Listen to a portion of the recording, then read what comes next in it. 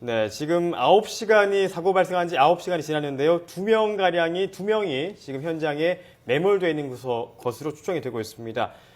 보신 것처럼 신발이 지금 널브러져 있고요. 또 진입이 어려울 정도로 심하게 파손이 되어 있는 걸 확인하실 수 있었습니다. 네, 그만큼 사고 당시 긴급한 상황이 엿보이는데요. 이 매몰자 2명이라고 현장에서 이야기를 하고 있는데 정확한 매몰자 수는 확인이 되는 대로 다시 한번 전해드리도록 하겠습니다. 계속해서 이지은 기자와 이 사고 소식 알아보도록 하겠습니다. 이지은 기자, 네네.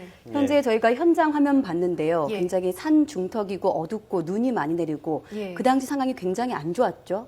예, 그렇습니다. 지금도 굉장히 눈이 계속해서 많이 내리고 있는데, 네. 계속해서 내린 눈으로 천장에 수십 센티미터 두께의 눈이 쌓여 있었고, 또 이것이 무너져 내리면서 바닥에도 눈이 굉장히 많이 쌓인 상황이었고, 또 굉장히 어두웠습니다. 예. 그래서 그 사고 충격으로 현장이 굉장히 아수라장이 된 상태에서 학생들이 그 출입문을 찾기가 쉽지 않았을 것으로 추정이 됩니다.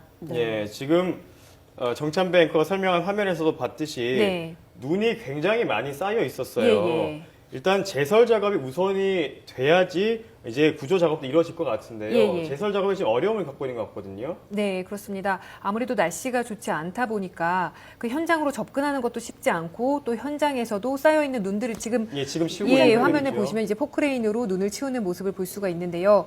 그 쌓여있는 그 샌드위치 판넬 구조물 자체를 해체하고 그걸 없애는 것도 굉장히 힘든데 지금 보시는 것처럼 저렇게 두껍게 쌓여있는 눈을 일단 치워야 되기 때문에 현장에 있는 구조 인력들이 굉장히 어려움을 겪고 있습니다. 네, 인명피해 상황 짚어보죠. 지금까지 10명이 숨지고 2명인지 3명인지는 정확히 네. 파악되지 않지만 2-3명이 지금 매몰돼 있는 상황이죠. 네, 제가 스튜디오에 들어오기 전까지 이제 현장에 그 소방본부를 통해서 확인한 바로는 3명이 이제 매몰된 것으로 추정이 된다고 했는데 방금 전에 정찬배 앵커가 그 현장에서 다시 소식을 전해준 것이기 때문에 일단 실종자가 지금 2명으로 추정되는 게 다시 새로 들어온 소식이 아닌가 생각이 됩니다.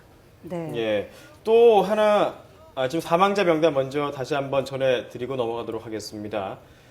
19살 고혜륜, 강혜승, 박주현, 김진솔, 이성은, 윤채리 모두 19살 네, 여자 신입생이라고 볼수 있겠죠. 여학생입니다.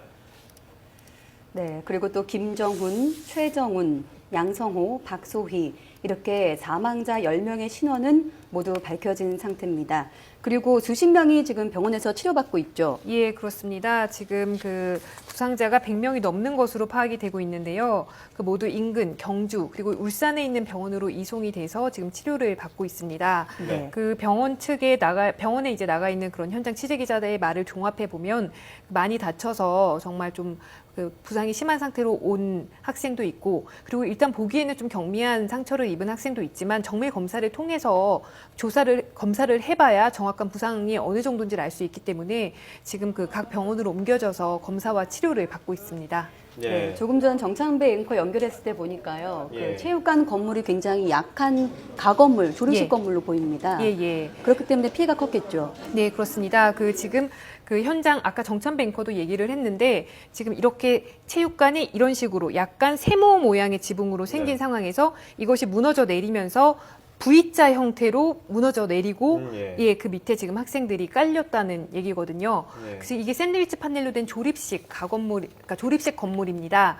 그렇기 때문에 아무래도 더 약하지 않았나. 그리고 눈이 굉장히 많이 쌓여 있는 상황에서 지붕에 대한 제설 작업이 전혀 이루어지지 않았기 때문에 눈의 예. 무게를 이기지 못하고 지붕이 무너져 내리면서 사고가 발생한 것이 아닌가 이렇게 지금 추정이 되고 있습니다. 네. 예, 또 화면에서 봤듯이 네네.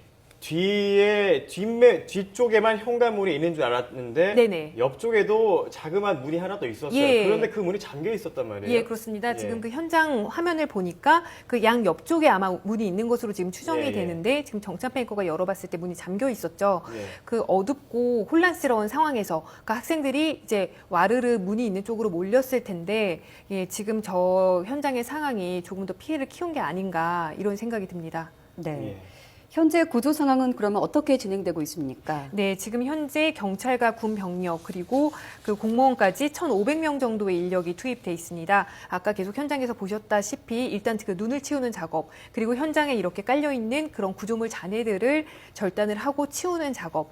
그래서 그 안에 있을 그 실종 학생을 찾기 위한 작업이 진행이 되고 있습니다. 예. 밤샘으로 구조 작업이 진행이 됐고요. 계속해서 이어지고 있는 상황입니다. 네, 지금 앞서 정찬 뱅커가 전해드렸듯이 예. 무대에서부터 뒤쪽 현관문 쪽으로 예. 이제 구조 작업을 진행하고 있다 그랬는데 네네. 9시간이 지금 지났는데 네. 한 중간 정도쯤 진행이 됐다고 했거든요. 예, 그러면 예. 그래도 아직 해가 지고 또 날씨가 풀리면 조금 더 구조 작업이 순조롭게 진행될 수 있지 않을까요? 네, 아무래도 좀 밤에는 지금 현장 화면을 보면 아실 수 있겠지만 굉장히 어둡습니다.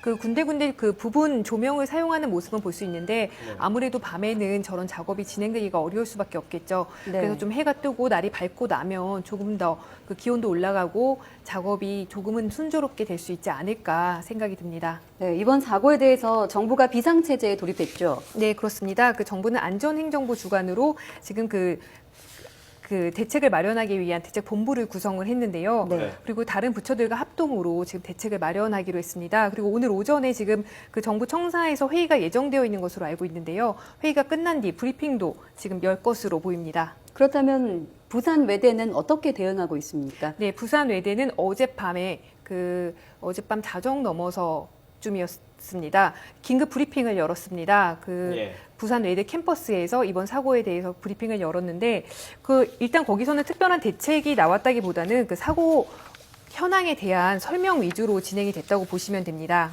예. 예. 또 이번 이 코롱의 또 사고 대책본부도 꾸려졌다고 하던데요. 어떤 네네. 대책을 내놓고 있습니까? 네, 이 사고가 난 이 마우나 리조트는 코오롱 그룹이 실소유주죠. 예, 실소유주라고 볼 수 있습니다. 네. 마우나 오션 개발이라는 회사가 있는데 이게 코오롱 그룹의 계열사입니다. 73년에 설립이 됐는데요.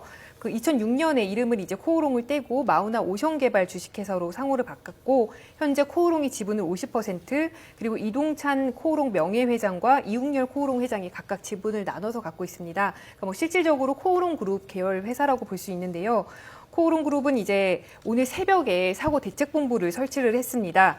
그리고 그 이번 사태를 가슴 아프게 생각하면서 그리고 그룹 차원에서 대책을 내놓겠다고 밝혔습니다. 그리고 사과 기자회견도 곧 열 것으로 전해지고 있습니다. 네.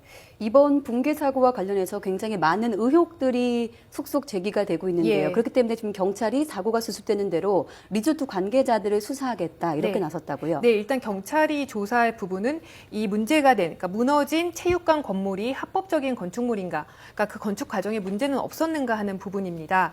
예. 굉장히 큰 규모의 건물이에요. 500명이 넘게 들어가는 체육관 건물이 1000명까지도 들어간다고 하더라고요. 네, 예. 일단 그 공식적으로 홈페이지에서는 500명이 들어간다고 설명을 해놨지만 네. 그 현장에는 이거보다 더 많은 인원이 실제로 들어가 있었고요. 예. 하지만 그 증언에 나오는 것처럼 10초도 되지 않아서 그 건물이 전부 무너져 내렸습니다. 그러니까 이런 점으로 봤을 때 과연 이 건물이 그러니까 비단 눈의 무게를 이기지 못해서만이 원인이었는가 아니면 건물 자체를 불법으로 그러니까 제대로 규정을 따르지 않고 지었던 것이 아닌가 이 부분에 대해서 지금 경찰이 수사에 나설 예정입니다. 네. 또 무허가 건축물이다 이런 의혹도 있던데요. 확인이 됐습니까? 네, 그 부분에 대해서는 아직 확실하게 확인은 되지 않았는데 저희 이제 제보가 들어온 그런 관련 문서를 찍은 사진을 봤을 때는 이제 그 허가가 났다는 그 사실이 적혀져 있었습니다. 예. 하지만 그 부분은 다시 한번 확인을 해야 될 것 같습니다. 네.